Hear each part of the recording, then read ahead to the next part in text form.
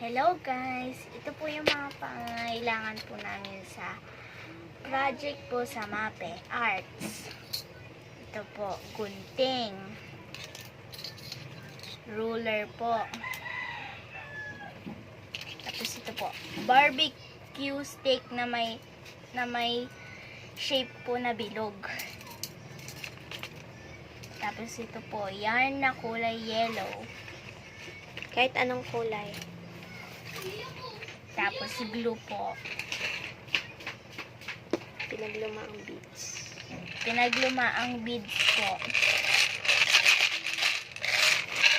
Tapos magazine. Pwede ding colored paper.